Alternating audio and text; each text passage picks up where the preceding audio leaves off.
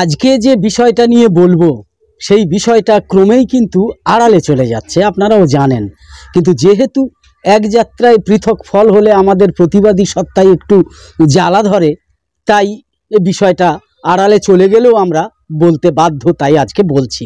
আপনারা দেখছেন নিউজ নির্ভীক আর আমি জাকির হোসেন শেখ। প্রশ্ন উঠেছে, বিচারে বৈষম্য কি নামের ভিত্তিতে, মানে রাম, শ্যাম, যদু, মধু, আব্দুল, খলিল ইত্যাদির ভিত্তিতে, নাকি রুদ্রাক্ষের মালার অজুহাতের জন্য, নাকি অদৃশ্য কোনো অঙ্গুলি হেলনে? প্রশ্ন ওঠা কিন্তু স্বাভাবিক।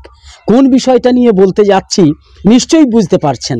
তাই মনে করি শিরদাঁড়া মজবুত রেখে মতামত কিন্তু অবশ্যই আপনারা দেবেন, এটা আমাদের অনুরোধ। এক যাত্রায় পৃথক ফল, হ্যাঁ ঠিকই ধরেছেন।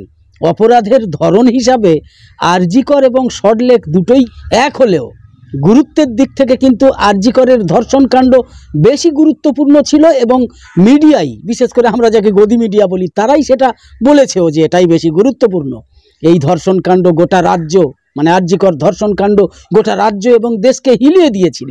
কিন্তু বিচারের ক্ষেত্রে দেখা গেল পুরোপুরি উল্টো। লঘু পাপে গুরুদণ্ড আর গুরু পাপে লঘুদণ্ডের মতো হয়ে গেল, আর কি।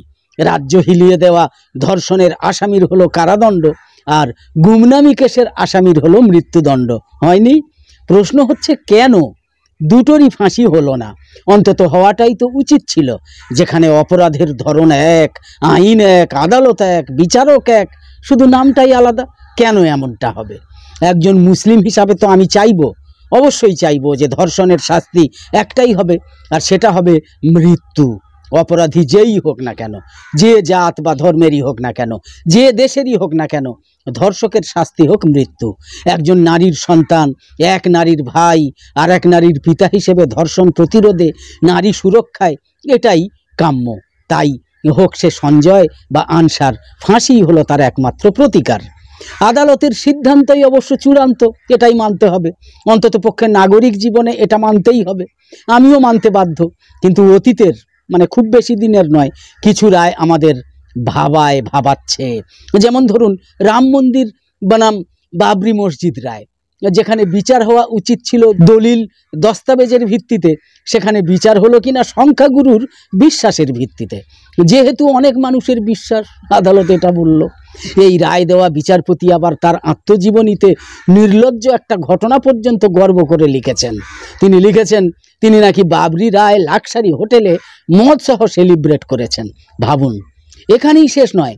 এরপর আবার ওই মামলায় যুক্ত এক বিচারক খুব সম্প্রতি স্বীকারোক্তি দিয়েছেন যে তিনি নাকি স্বপ্নে প্রভুর আদেশ অনুসারে রায় দিয়েছেন। ভাবুন খালি, স্বপ্নাদেশেই যদি বিচারক রায় দেবেন, তাহলে আইন আদালতের কি দরকার? কোনো দরকার ছিল না। যদি সংখ্যাগুরুর পেশি শক্তির উপরেই বিচার হবে, তাহলে আইন কেন? ওদের উপরেই তো নির্ভর করা যায়। মাৎসনায় যুগ বলে একটা কথা আছে না, সেটাই যেন দেখছি। এছাড়াও বহু বিচারকের বহু অসংলগ্ন কথা তো রয়েইছে, যেখানে পদ বা দায়িত্ব নয়, ধর্মই বড় হয়ে দেখা গিয়েছে। যেমন এক বিচারক গেলেন এক সাধুকে পিক আপ করতে, নিজে ড্রাইভ করে গর্ব অনুভব করলেন। আর এক বিচারক বলে বসলেন যে ময়ূরের যৌন মিলন হয় না। হাস্যকর বটে, কিন্তু বিচারক বলে কথা, সম্মান তো দিতেই হয়, হাসলে তো হবে না। কি জানি এতে আবার আদালত অবমাননা হয় কি না। তার উপর আমি মুসলিম, নামে কাল্পনিক গন্ধ রয়েছে, বিনা বিচারে কয়েক বছর জেলে পুরে দিতেই পারে, সেই ভয়ে আবার হাসা যায় না। এবার বলবেন, বিচারকের কি ধর্ম পালনের অধিকার নেই? অবশ্যই আছে। তিনি একজন মানুষ, তিনি একজন ধর্মবিশ্বাস, ধর্মপ্রীতি সবই তার থাকবে, কিন্তু সেটা ব্যক্তি মানুষের। বিচারক মানুষটার তো থাকতে পারে না। কখন তিনি বিচারক আর কখন তিনি ব্যক্তি মানুষ, এটার বিচার বোধহয় আমার থেকে বেশি তার থাকা উচিত, এবং যারা নিজেদেরকে বুদ্ধিজীবী মনে করেন তাদের থাকা উচিত। এরপর আসা যাক অভিজিৎ গাঙ্গুলির কথায়। তিনি কি করলেন? বিচারের নামে নিজেকে একটু হাইলাইট করে নিলেন এবং পদের মর্যাদাটুকু না রেখে চলে গেলেন এমন একটা রাজনৈতিক দলে যা আজ দেশের পক্ষে হুমকি হয়ে দাঁড়িয়েছে। তার এই আচরণ চোখে আঙুল দিয়ে দেখিয়ে দিল যে বিচারকের আসনে বসা লোকটা রাজনৈতিক উদ্দেশ্য প্রণোদিতভাবেই বিচার করতেই পারে, রাজনৈতিক উদ্দেশ্য প্রণোদিত বিচার করতেই পারে। এরপর আরও একটা ঘটনা বলতেই হয়, সেটা হলো এলাহাবাদ হাইকোর্টের বিচারক শেখর কুমার যাদবে নিয়ে আমরা অন্য প্রতিবেদন করেছি। শেখর কুমার যাদবের মন্তব্য, যা সাধারণ মানুষ সহ সংখ্যালঘুদের বিচারের উপর আস্থা হারানোর পক্ষে যথেষ্ট। তিনি বলেছেন, বলা ভালো ধর্মনিরপেক্ষ দেশের একজন বিচারক হয়ে তিনি অসাংবিধানিকভাবে বলেছেন যে দেশ চলবে নাকি হিন্দুদের মতে। ভাবুন তো, এটা একটা বিচারকের মন্তব্য নাকি একটা গেরুয়া দাঙ্গাবাজের বক্তব্য? এটা শোনার পর মানুষ কি ভাববে?